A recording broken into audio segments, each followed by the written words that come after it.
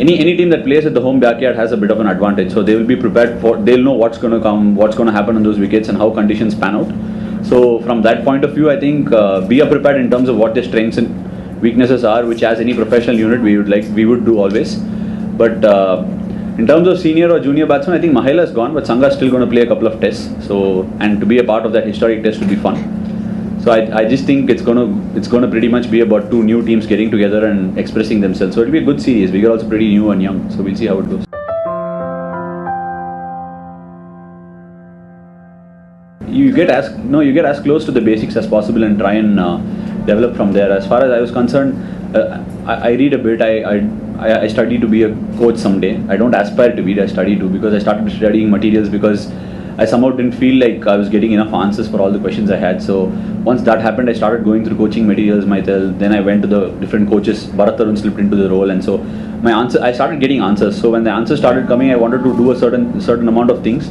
I try and innovate with my game. I try and see if I can cock my wrist differently, load up differently. All these things are something that is technical, but I'm prepared to give it a shot. So when I keep giving these things a shot, it turns out to be something fantastic. Sometimes it keeps me rubbish. So one of those times was when I had this break. I was out of test team for about 13-14 months, and I think that is I won't say it's a big boost or something, but I utilized it pretty effectively. And one of those fine days when I started doing something, people thought it was nice, and I kept at it, and thankfully enough, a certain processes ended up in a good result. So I'm very happy for that.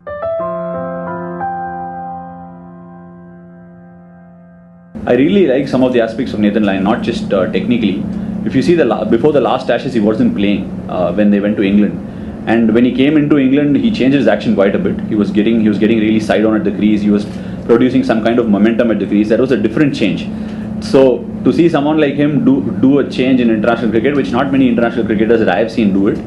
So it was pleasing for me, because from a spinner's point of view, it is that much more harder when you're traveling away from home and all that. So the basics don't exactly stick onto the same way. So if you're doing something in India, it doesn't always work abroad. So you must be prepared to give it all. You just put everything in, like you go to a casino, put all in and hope the hand wins. So that's something he did. So I started admiring him for that, and I think he's a fine offspinner. He's got everything right about it right now. He's getting the release fine. He's coming up and over. So it's something I enjoy watching. Not just me, but I love watching good cricket all the time.